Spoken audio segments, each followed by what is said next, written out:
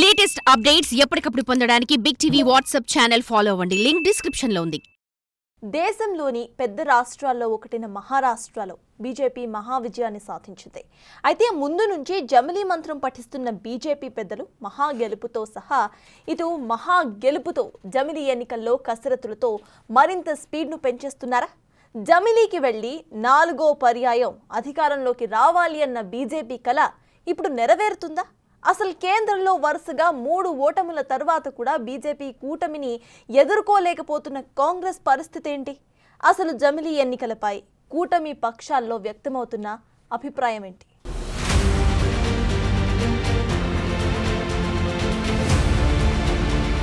మహారాష్ట్ర ఎన్నికల ఫలితాలతో బీజేపీ జోష్ మీద ఉంది. బీజేపీతో పాటుగా మిత్రపక్షాల నేతలు ఇప్పుడు జమిలీకి మద్దతుగా వాయిస్ పెంచుతున్నారు. మహారాష్ట్ర, జార్ఖండ్ ఫలితాల తర్వాత పార్లమెంటులో జమిలీ ప్రక్రియను ప్రారంభించేందుకు నిర్ణయించుకుంది బీజేపీ నాయకత్వంలోని ఎన్డీఏ ప్రభుత్వం. హర్యానాలో బీజేపీ హ్యాట్రిక్ విజయం సాధించింది. అటు జమ్మూ కాశ్మీర్లోనూ గౌరవమైన సీట్లను సాధించింది.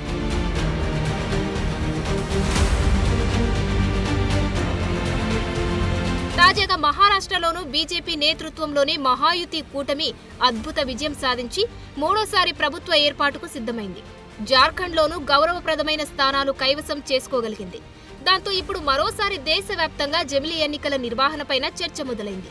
కేంద్రంలో తక్కువ మెజారిటీతో 3వసారి అధికారంలోకి వచ్చిన ప్రధాని మోడీకి మహారాష్ట్ర ఫలితాలతో మిత్రపక్షాల నుంచి రాజకీయంగా ఒత్తిడి తగ్గుతుందన్న అభిప్రాయం వ్యక్తమవుతుంది.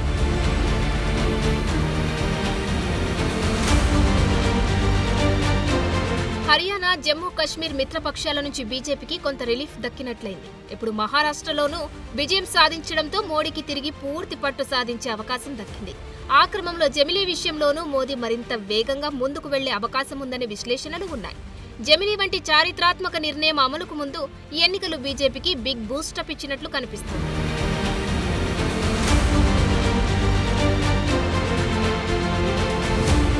ఎప్పటి నుంచో చర్చ జరుగుతున్న జమిలీ ఎన్నికలపై బీజేపీ ఇక ఒక నిర్ణయానికి వచ్చే అవకాశం ఉందంటారు రాజకీయ విశ్లేషకులు. మహా రిజల్ట్స్ ఇచ్చిన జోష్తో ఇక దేశవ్యాప్తంగా ఒకేసారి ఎన్నికలు నిర్వహించేందుకు కేంద్రం సిద్ధమవుతుందని జోరుగా ప్రచారము జరుగుతుంది. ఇప్పటికే దేశంలోనే మెజారిటీ రాష్ట్రాల్లో బీజేపీ, ఆ పార్టీ కూటమికి సంబంధించిన పార్టీలే అధికారంలో ఉన్నాయి. దీంతో జమిలీ ఎన్నికలు నిర్వహించడానికి ఇదే సరైన సమయమని బీజేపీ భావిస్తోంది.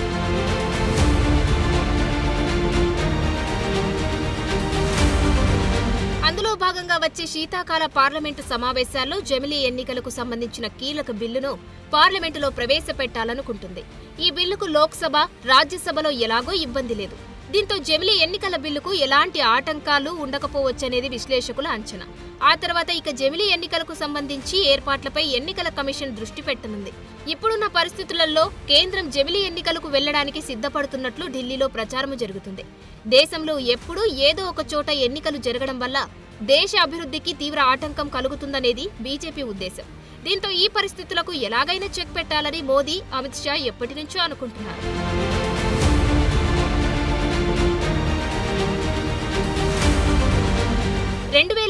లోనే జమిలీ ఎన్నికలు జరుగుతాయని గత కొంతకాలంగా ప్రచారం జరుగుతుంది.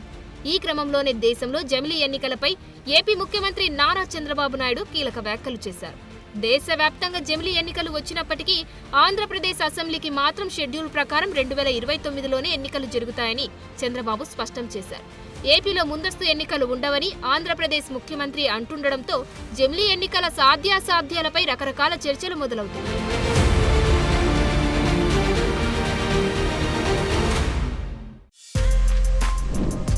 For more videos like this, subscribe Big TV channel.